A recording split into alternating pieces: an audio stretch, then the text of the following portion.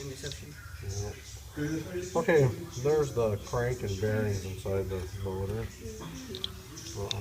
Cody, hold that just right there. See that needle?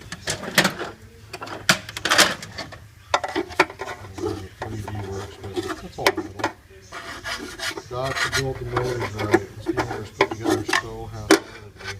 There was no way it could make it past a few miles. So this core is junk.